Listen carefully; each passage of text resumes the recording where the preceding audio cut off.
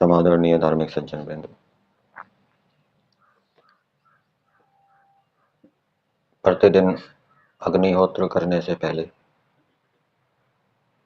ईश्वर की स्तुति प्रार्थना उपासना का विधान किया गया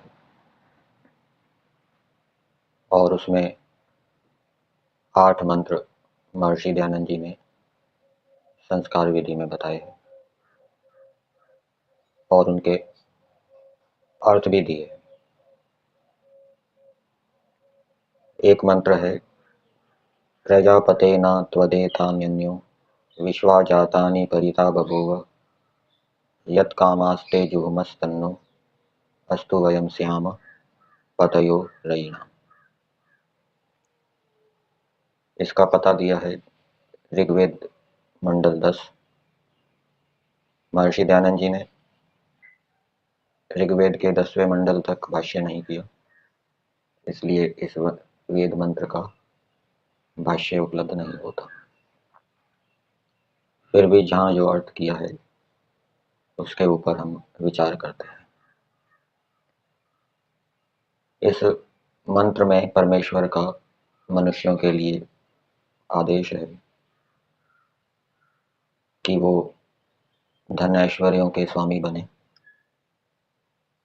और धन ऐश्वर्यों का स्वामी बनने के लिए उनको अनेक कामनाएं करनी पड़ेगी और उन कामनाओं की पूर्ति करनी पड़ेगी।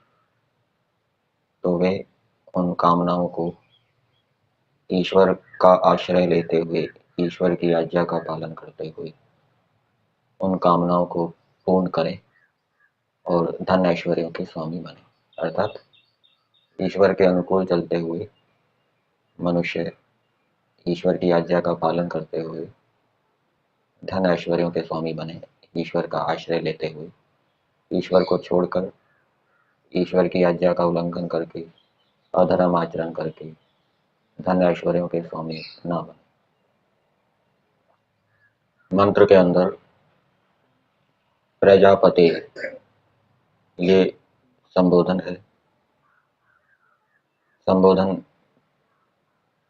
जब किसी से प्रार्थना की जाती है तो प्रार्थना करने से पहले संबोधन के माध्यम से सामने वाले व्यक्ति को पुकारा जाता है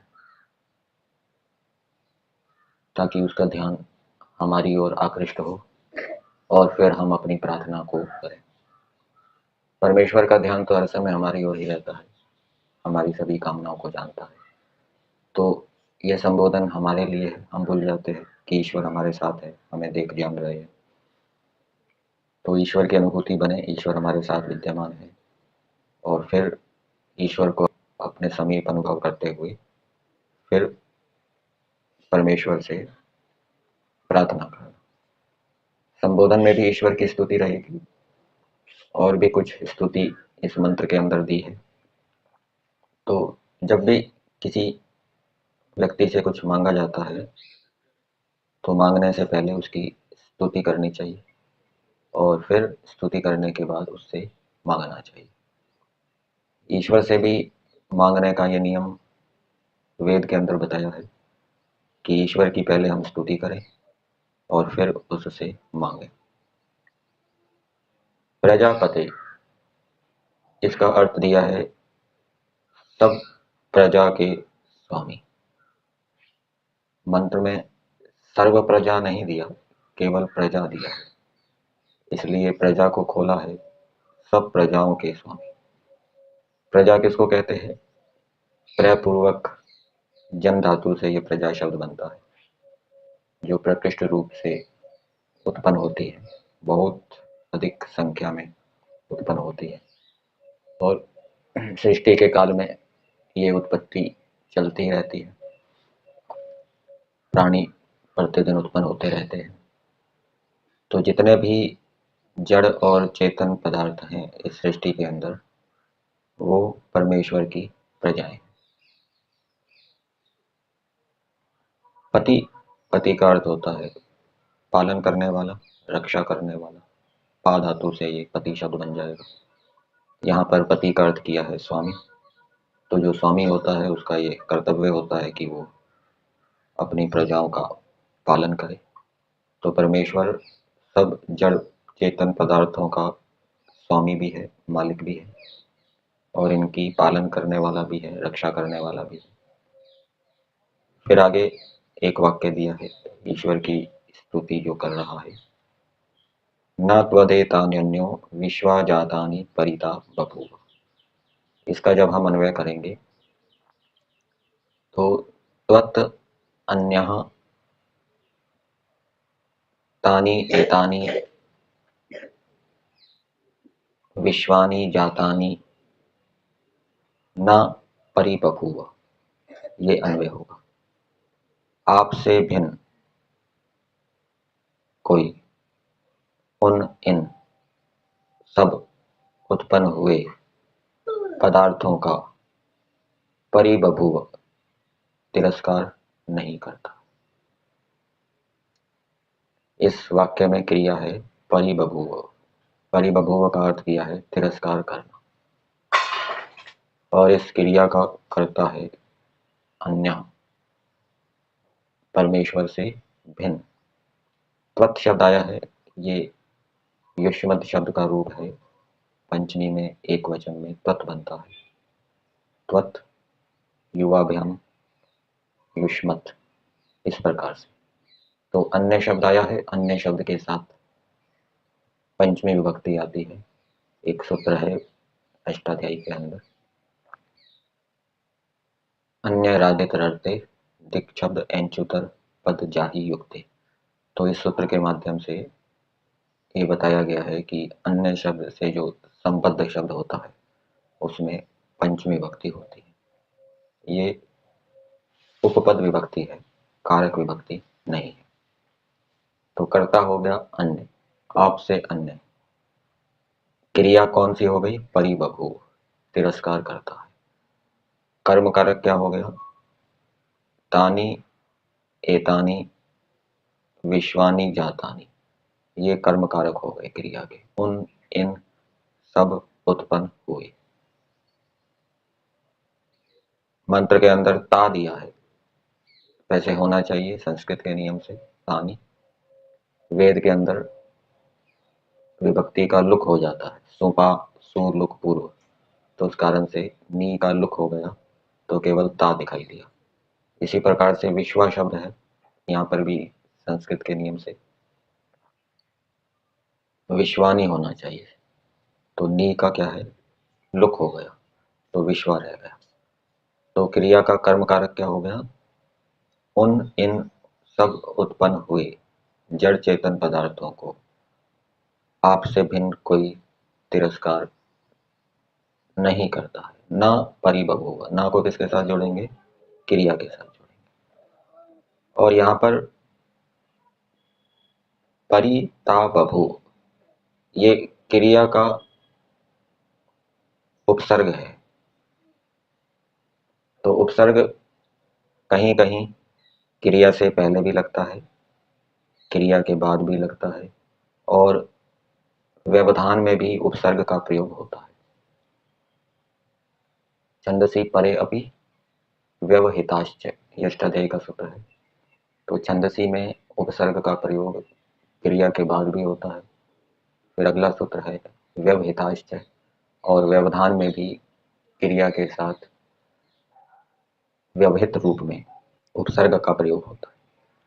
तो परि ता बभू, ये उपसर्ग व्यवहित हो रहा है ता से, तो ऐसा प्रयोग भी देखा जाता है।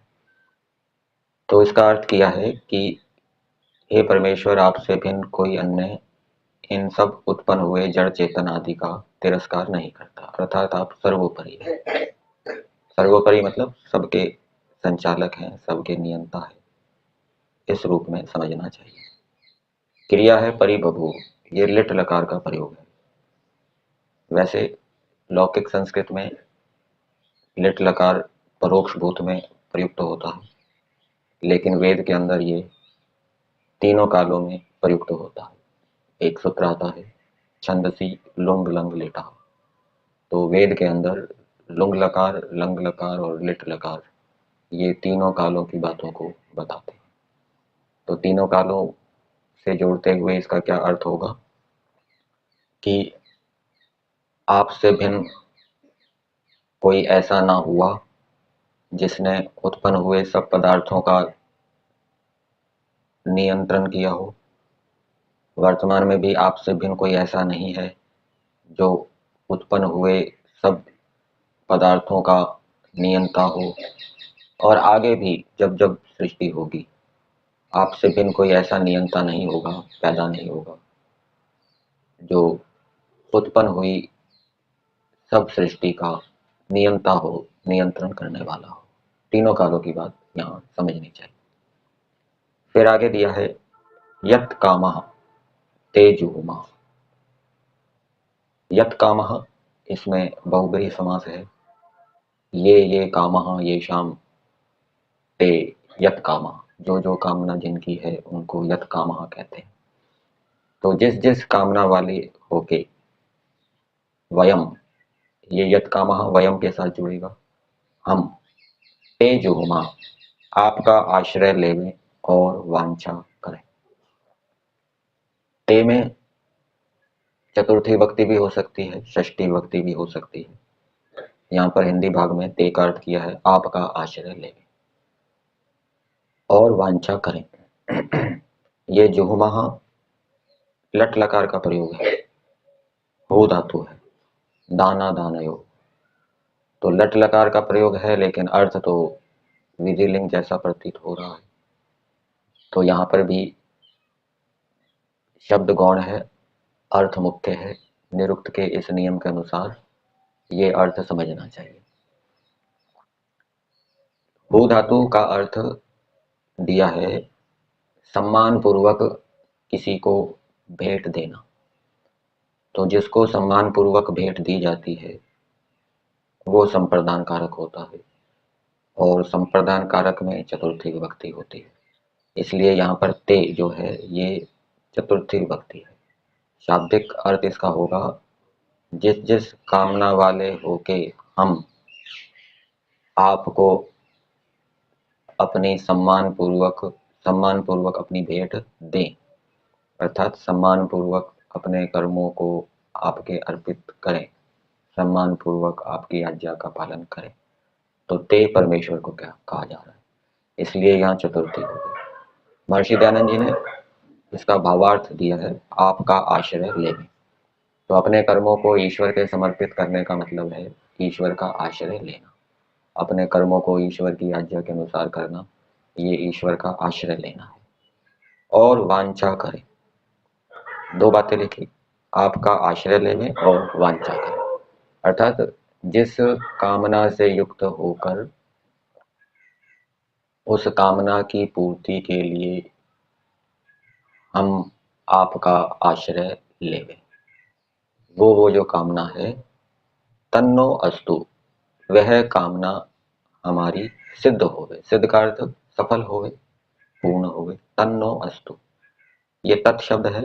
तत्शब्द नपुंसकलिंग में होता है और कामः ये शब्द तो पुल्लिंग में है, तो उसके साथ संगति नहीं बैठ रही, इसलिए यहाँ पर अध्ययन करना पड़ेगा उस पदार्थ की कामना। उस पदार्थ की कामना, कौन से पदार्थ की कामना? जिस पदार्थ को प्राप्त करने के लिए हमने ईश्वर की आज्ञा का पालन किया है, जिस पदार्थ को प्राप्त करने के लिए हमने ईश्वर की आज्ञा का पालन किया है, उस पदार्थ की कामना, तस्य कामः, ठीक है ना, उस पदार्थ की कामना नह हमारी अस्तु सिद्ध हो गए, पूर्ण हो गए, सफल हो गए, पूरी हो जाए। फिर आगे दिया है वयम श्याम पतयो रयिणाम। अब ये स्वतंत्र वाक्य नहीं है, इसको पहले के वाक्यों के साथ संबद्ध किया गया है, इसलिए अर्थ में दिया है जिससे। जिससे को कहने वाला कोई पद मंत्र के अंदर नहीं है, ठीक है ना, इसका अध्ययन किया है जिससे। तो जब ईश्वर की आज्ञा पालन पूर्वक मनुष्यों की कामनाएं पूरी होगी तो उसका क्या परिणाम होगा? वयम श्याम पतयो रयिणाम, हम धन ऐश्वर्यों के स्वामी होवे। ये श्याम है, विधि लिंग का प्रयोग है। अस धातु है, अस्तु है, ये अस धातु का प्रयोग है। लोट लकार का प्रयोग है। जुहुमः, ये हो धातु है, लट लकार का प्रयोग है, लेकिन इसका अर्थ विधि लिंग जैसा किया गया है। तो इस प्रकार से मंत्र के अंदर बताया गया है कि मनुष्य पहले जिस पदार्थ को प्राप्त करने की कामना करते हैं, उस कामना की पूर्ति के लिए वो ईश्वर की आज्ञा का पालन भी करे, ईश्वर की आज्ञा पूर्वक उस पदार्थ को प्राप्त करने का प्रयास करे, और उसके साथ साथ ईश्वर की स्तुति पूर्वक उस पदार्थ की प्राप्ति के लिए प्रार्थना भी करे।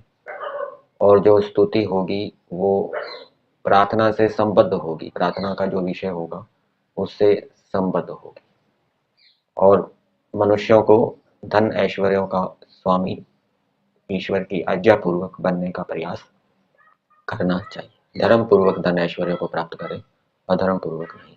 तो जो धन धर्म पूर्वक प्राप्त किया जाएगा तो वो जो धन ऐश्वर्य है वो सुख देने वाला होगा, उन्नति करने वाला होगा, शांति देने वाला होगा। अधर्म पूर्वक धन ऐश्वर्य को प्राप्त करेंगे तो वो आत्मा का पतन करने वाला होगा, अशांति को देने वाला होगा।